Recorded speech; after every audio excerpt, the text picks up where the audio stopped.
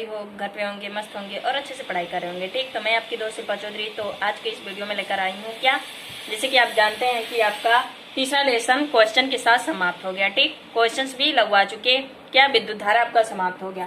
चौथा, अब स्टार्ट जो करने वाले हैं उस लेसन का नाम क्या है। ठीक, तो लेसन आपका तीसरा समाप्त हो गया। लेसन चौथा यानी धारा का चुंबकीय प्रभाव। धारा का चुंबकीय प्रभाव लेसन कौन सा है, 4, उसका नाम क्या है, धारा का चुंबकीय प्रभाव, जो कि आज के इस वीडियो में हम पढ़ने वाले हैं। ठीक, तो सबसे पहले मतलब कि जैसे कि हम टॉपिक स्टार्ट करने से पहले उसकी बेसिक कॉन्सेप्ट है उसको अच्छे तरीके से क्लियर करेंगे। उसके बाद हेडिंग बाई हेडिंग हम पढ़ते जाएंगे। ठीक, क्योंकि जब तक कॉन्सेप्ट क्लियर नहीं होगा हमें कुछ भी समझ में नहीं आएगा। तो समझने के लिए सबसे पहले हमें क्या, छोटी छोटी बातों को हमेशा ध्यान रखना चाहिए, क्योंकि छोटी छोटी जो बातें होती हैं हमें हमेशा आगे चलकर वही क्या होती हैं, डिफिकल्ट बन जाती हैं। इसलिए जब हम पढ़ाई करते हैं तो सबसे पहले जरूरी है कि पहले बेसिक जानो, उसके बाद उच्च लेवल पर भागो। ठीक, यहाँ बेसिक पता नहीं है, भागते जा रहे हो आगे आगे आगे। ठीक, और आगे चलकर फंसा कि वही बेसिक वाला चीज आया और मुझे पता ही नहीं है। तो आपको जब पढ़ाई करना हो तो सबसे पहले आपको ये जानना जरूरी है कि बेसिक पॉइंट में क्या क्या दिया है। जैसे कि यहाँ विद्युत धारा आर्स्टेड का नियम बता दिया, उसके पहले धारा की प्रभाव, चुंबकीय प्रभाव क्या होती है, इसके बारे में कुछ क्लियर ही नहीं है तो कैसे समझोगे। तो सबसे पहले वो जानेंगे। ठीक है, तो चलिए स्टार्ट करते हैं। पहले जानेंगे धारा की कितने प्रकार की। तो ठीक, क्या पढ़ेंगे, विद्युत धारा। विद्युत धारा, ये विद्युत धारा आपके दो होते हैं, एक प्रत्यावर्ती धारा, एक दिष्ट धारा, जो कि हमें इसमें दिष्ट धारा पढ़नी है। ठीक, और प्रत्यावर्ती धारा भी पढ़नी है लेकिन वो आगे चलकर हम लोग डिटेल में पढ़ेंगे। धारा जिसे हम क्या कहते हैं, एसी। एसी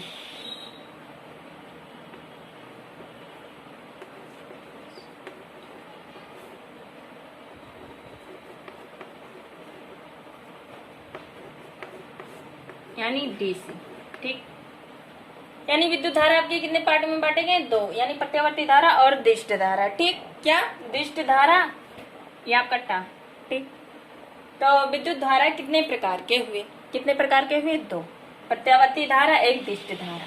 ठीक, प्रत्यावर्ती धारा यानी एसी करंट और डीसी करंट, ये आपको अच्छे तरीके से पता होना चाहिए। ठीक, जो और इसमें कौन कौन सा प्रभाव लागू होता है। ठीक, तो जो प्रत्यावर्ती धारा होगा वो अगले चैप्टर में हम जाकर पढ़ेंगे, क्योंकि बहुत बड़ा ही लेसन है प्रत्यावर्ती धारा, जो कि बहुत इंपॉर्टेंट है, उसमें सर्किट ही सर्किट पढ़ना है। ठीक, तो यहाँ पर सिर्फ आपको इतना क्लियर करना है कि विद्युत धारा कितने होते हैं, नाम सुनना है कि प्रत्यावर्ती धारा कुछ होती है। ठीक, इतना, आगे चलकर डिटेल में हम प्रत्यावर्ती धारा की बात करेंगे। ठीक, तो उसके लिए टेंशन मत लीजिए। प्रत्यावर्ती धारा,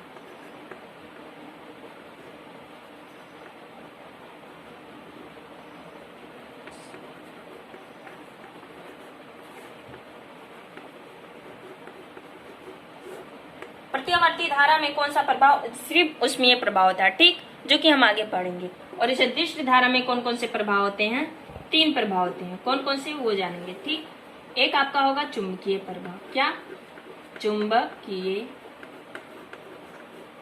प्रभाव। एक आपका होगा उष्मीय प्रभाव,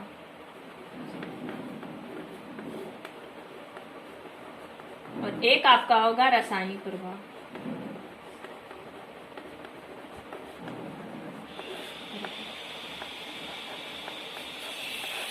ठीक, ये कॉन्सेप्ट आपको क्लियर करनी होगी कि विद्युत धारा क्या होती है। मैंने विद्युत धारा के चैप्टर में ही क्लियर कर दी थी। वो कितने भाग में होते हैं, 2, प्रत्यावर्ती धारा, दिष्ट धारा। प्रत्यावर्ती धारा के बारे में अभी डिटेल में मत जानिए, क्योंकि आगे चैप्टर में प्रत्यावर्ती धारा मिलेगा, जो कि बहुत बड़ा चैप्टर है। ठीक, ये किस पर प्रभाव करता है, यानी उष्मीय प्रभाव ही जहाँ उष्मीय प्रभाव आए वह क्या होगा, प्रत्यावर्ती धारा। और दिष्ट धारा किन किन प्रभाव पर निर्भर करता है, चुंबकीय प्रभाव, उष्मीय प्रभाव और रासायनिक प्रभाव, जिनमें से हमें क्या पढ़ना है, दिष्ट धारा में चुंबकीय प्रभाव पढ़नी है। ठीक, तो इतनी बात क्लियर हो गई आपकी। अब लाइन बाय लाइन यानी चुंबकीय प्रभाव क्या होता है, कौन से साइंटिस्ट आए और इन्होंने बताया कि चुंबकीय प्रभाव कहाँ से आए। ठीक, तो चलिए स्टार्ट करते हैं। यदि लिखना चाहते हो ये लिखें। तो हो गई ये आपका। अब हम पढ़ेंगे चुंबकीय प्रभाव होती क्या। ठीक, चुंबकीय प्रभाव को प्रूव करने के लिए यानी कौन प्रूव किए थे, पहले आए थे कौन से साइंटिस्ट, वो हम जानेंगे। तो पहले वो आए थे जिनका नाम था आर्स्टेड का नियम। आर्स्टेड ने दिया था, उन्हीं को क्या कहते हैं, आर्स्टेड का नियम कहते हैं। ठीक, तो आर्स्टेड का नियम क्या होता है,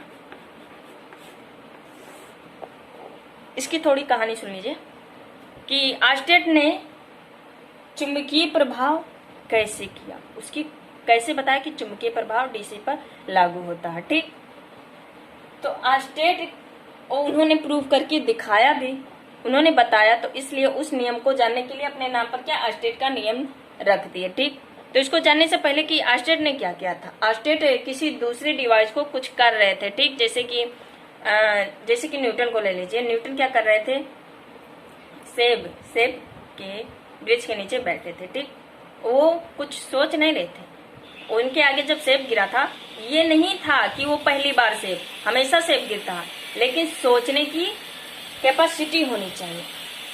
एक बार वो सेब नहीं गिरा था, कई बार गिर चुका था, लेकिन न्यूटन ने क्या किया, अपने माइंड पर जोर लगाया और उसको सोचा कि ये क्यों ऊपर नहीं गया, क्यों नीचे ही गिरा। तो उसी प्रकार ये कुछ दूसरी डिवाइस बना रहे थे और अचानक में कुछ दूसरा हो गया और इसकी खोज कर डाले आर्स्टेड, जो कि अभी हम जानेंगे। ठीक, बताएंगे। इसलिए फिजिक्स के जो स्टूडेंट होते हैं उनको जो कहना चाहिए कि फिजिक्स एक ऐसा सब्जेक्ट है जिसको रट्टा नहीं मारना। ठीक, क्या करना, रट्टा नहीं मारना। ये समझने का तरीका, मतलब ये जो सब्जेक्ट है समझने का, और समझो और क्या करो, घर पे बैठकर कांड करते रहो कि कभी भी तुम्हारे साथ कोई भी घटना हो तो क्यों हुआ, कैसे हुआ, कहाँ से हुआ, ये माइंड पर जोर दो और उसको सोचो कि किस लिए हुआ, क्यों हुआ, तभी आप फिजिक्स के स्टूडेंट कहलाओगे। ठीक, तो आर्स्टेड, चलिए ज्यादा बात करते नहीं, आर्स्टेड का नियम क्या था। आर्स्टेड जो थे साइंटिस्ट थे, उन्होंने क्या लिया, एक चालक तार लिया। क्या, एक चालक तार, उसमें क्या कर रहे थे, धारा प्रवाह कर रहे थे। क्या कर रहे थे, धारा प्रवाह कर रहे थे। क्या कर रहे थे बाबू, आर्स्टेड ने एक चालक तार में धारा प्रवाह कर रहे थे, कुछ दूसरी डिवाइस की वो खोज कर रहे थे, बना रहे थे। ठीक, तो उनके बगल में यानी टेबल पर बगल में एक चुंबक की सुई रखी हुई थी। क्या रखी थी, चुंबकीय सुई रखी थी। ठीक, तो इस चालक में जैसे उन्होंने धारा प्रवाह किया, फिर बगल में जो चुंबकीय सुई रखी हुई थी उसमें क्या होने लगा, विक्षेप होने लगा, यानी वो सुई हिलने डुलने लगी। ठीक, तो आर्स्टेड ने यही वहां पर ये छोड़कर ये इस पर ध्यान गया, इनका इस पर ध्यान गया कि ये सुई हिल क्यों रही है। तो फिर उन्होंने वही बताया कि जब हम किसी चालक में धारा प्रवाह करते हैं तो उसके चारों तरफ क्या होता है, चुंबकीय क्षेत्र उत्पन्न हो जाती है। बात क्लियर, सिर्फ इन्होंने इतना ही बताया था। आगे इसकी कॉन्सेप्ट क्या आगे होगी वो अलग वैज्ञानिक आए थे, उन्होंने बताया। ठीक, तो आर्स्टेड का नियम क्या है, चुंबकीय प्रभाव क्या है, वो एक बार और मैं बोल रही हूँ, उसको ध्यान से पढ़ना कि किसी चालक तार में जब धारा हम प्रवाह करते हैं तो उसके चारों तरफ क्या उत्पन्न हो जाता है, चुंबकीय क्षेत्र उत्पन्न हो जाता है, जिसे क्या कहते हैं, चुंबकीय प्रभाव कहते हैं, जो किसी भी वस्तु को अपने ओर आकर्षित कर लेता है। ठीक, तो आर्स्टेड का नियम पता चला, पूछी जाती है आर्स्टेड का नियम क्या होता है।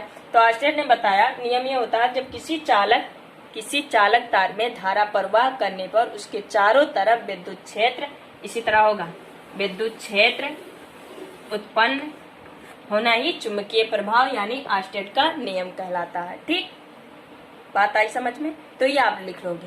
तो ये था आर्स्टेड का नियम। आर्स्टेड का नियम क्या था, एक बार और क्लियर कर दे रही हूँ कि आर्स्टेड ने एक चालक तार लिया, उसमें जैसे ही धारा का प्रवाह किया, बगल में रखी हुई चुंबकीय सुई में विक्षेप होने लगा। तब उन्होंने उसी समय बताया कि जब किसी चालक तार में हम धारा प्रवाह करते हैं तो उसके चारों तरफ चुंबकीय क्षेत्र उत्पन्न हो जाती है, जो कि आपका क्या है, चुंबकीय प्रभाव है, अर्थात आर्स्टेड का नियम है। ठीक, तो इतनी बात क्लियर। तो ये आपका था आर्स्टेड का नियम। लिख दें, यहाँ लिख लो, लिख दे रहे हैं।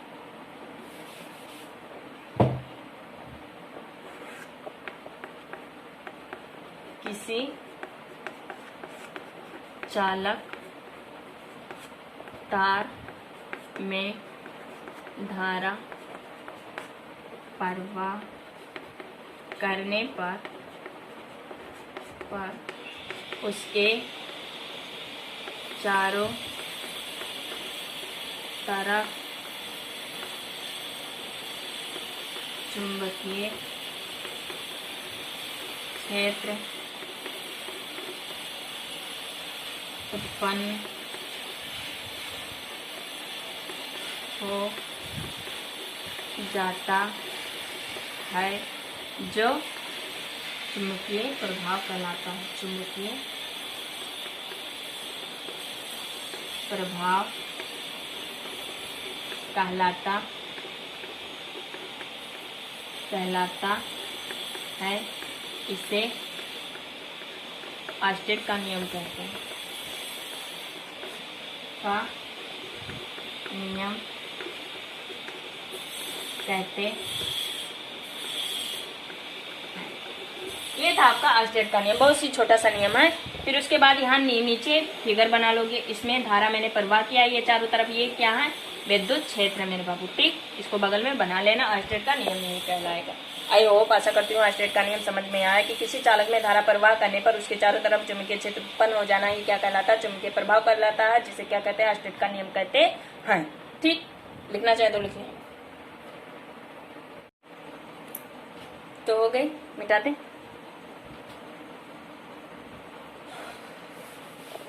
अब हम पढ़ेंगे, इन्होंने ऑर्स्टेड ने सिर्फ यही बताया था कि किसी चालक तार में धारा प्रवाह करने पर वो सिर्फ विद्युत चुंबकीय क्षेत्र ही उत्पन्न करता, आगे कुछ नहीं बताए थे। आगे बताने के लिए नियम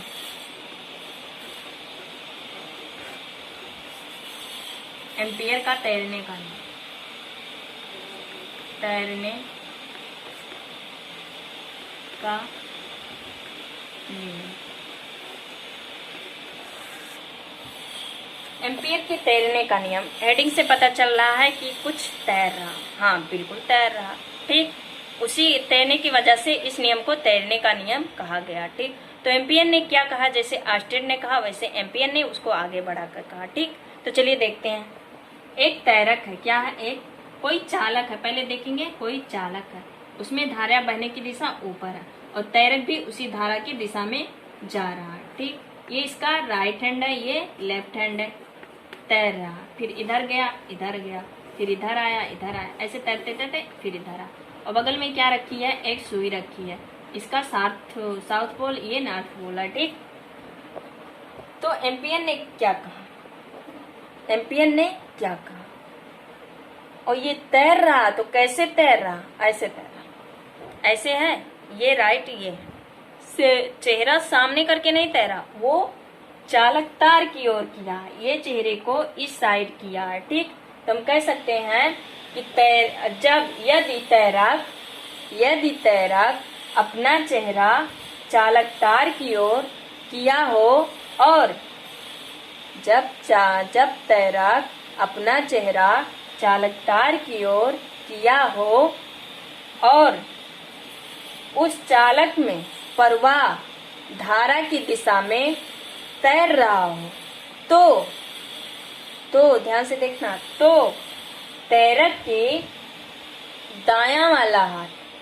दाएं वाले हाथ के बगल में रखी हुई सुई, चुंबकीय सुई का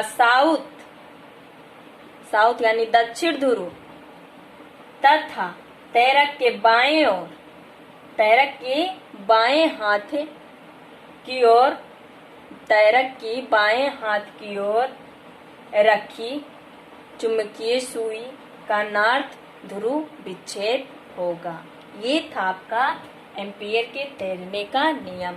एक बात, मेरी बात और गौर से सुनिएगा। ठीक, एक बार और बता रहे हैं, ये क्या आपका तैरक, ये है चालक और धारा की दिशा ऊपर है, ये जिधर बहेगा उधर जाएगा। ठीक, जिधर धारा जाएगी ये भी उधर जाएगा तैरते हुए, लेकिन फेस किधर किया होगा, चालक तार की ओर।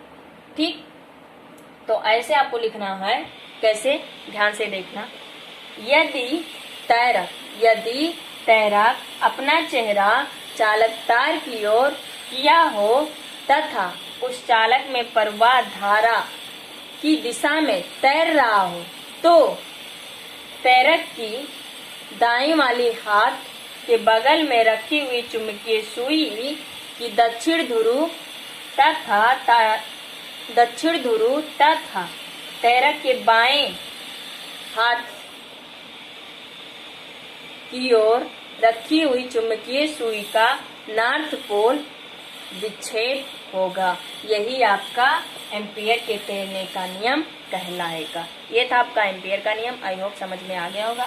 फिगर यदि आपको अच्छे तरीके से क्लियर हो गया तो ये भी समझ में आगे मैं जैसे बोल रही हूँ वैसे आपको लिखना होगा, ठीक। वैसे भी नोट्स में डाल दूंगी पीडीएफ में, उसकी टेंशन मत लीजिए। तो ये था आपका एम्पियर का तैरने का नियम।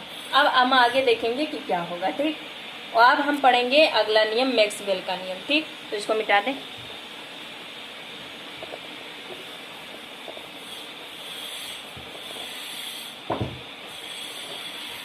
आर्स्टेड बताए थे सिर्फ कि चुंबकीय क्षेत्र उत्पन्न होता है, लेकिन जो एम्पियर आए उन्होंने बताया कि ये नॉर्थ में जाए, मतलब नॉर्थ में जाएगा या साउथ में चुंबकीय क्षेत्र उत्पन्न, इसकी दिशा नहीं निश्चित किए थे, जो कि ये करके गए एम्पियर, ठीक।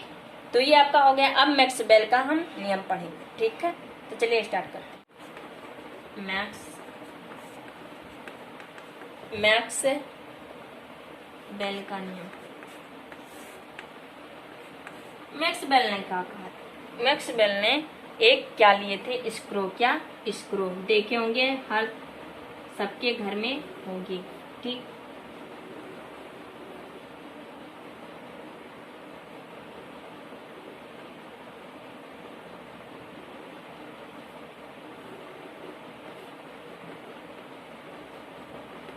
ये आपका क्या है?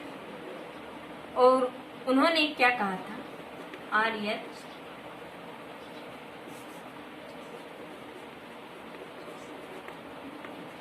यानी उसको स्क्रू को किस साइड घुमाएंगे? राइट साइड, क्योंकि स्क्रू को कभी राइट साइड से करो तो कसा जाता है, कभी लेफ्ट से कसा जाता है, लेकिन मैक्सवेल के नियम में क्या होगा? राइट साइड से कसा जाएगा, ठीक। तो मैक्सवेल के नियम में क्या करेंगे?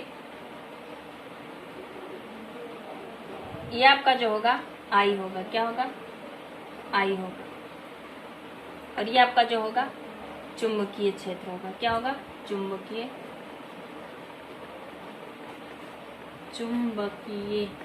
कैसे होगा? चुंबकीय क्षेत्र अभी पता करना। मैक्सवेल ने क्या कहा कि जब किसी चुंबकीय ट्यूबेस को हम क्या करते हैं? घुमाते हैं, यानी घुमाते हैं। जो तुम स्क्रू को घुमाते हैं तो स्क्रू की जो गति होगी, यानी अंदर तो जाएगी, जब हम घुमाएंगे उसको कसेंगे तो अंदर की ओर गति करेगी कि नहीं करेगी? करेगी, बिल्कुल करेगी। तो अंदर की ओर जब गति करेगी तो वो कौन सी दिशा होगी? धारा की दिशा। क्या होगी? धारा होगी, ठीक। यानी स्क्रू की डायरेक्टली बात कर सकते हो। वेल ने कहा कि जब हम दक्षिण ट्यूबेस को घुमाते हैं, क्या करते हैं? घुमाते हैं, तो स्क्रू की जब हम किसी दक्षिणी ट्यूबेस को घुमाते हैं तो स्क्रू की जो गति की दिशा होगी वो धारा को प्रदर्शित करेगी। स्क्रू की जो गति की दिशा होगी वह धारा को प्रदर्शित करेगी, और घुमाने की जो दिशा होगी वह चुंबकीय क्षेत्र की दिशा को प्रदर्शित करेगी। अंदर जा रही हैं, धारा की दिशा को प्रदर्शित कर रही हैं, घुमा रहे हैं, चुंबकीय क्षेत्र की दिशा को प्रदर्शित करती है। तो ये आपका था मैक्सवेल का नियम, ठीक। तो आई होप समझ में आ गया होगा। जो मैं बोली हूँ उसको आपको लिखना होगा। अब आगे पढ़ते हैं कि आगे के टॉपिक में क्या है। फिगर बनाना चाहिए तो बनाना। तो चलिए स्टार्ट करते हैं। अब अगला हेडिंग क्या है? दाएं हाथ से पकड़ने का नियम। क्या? दाएं हाथ से पकड़ने का नियम, जो कि इम्पोर्टेंट है, ठीक। दाएं हाथ से पकड़ने का नियम, ठीक। वो देखिए दाएं हाथ से पकड़ने का नियम क्या होता है? कौन सा हाथ? दायां, राइट वाला, ठीक। तो जैसे कि मैं एक मिनट,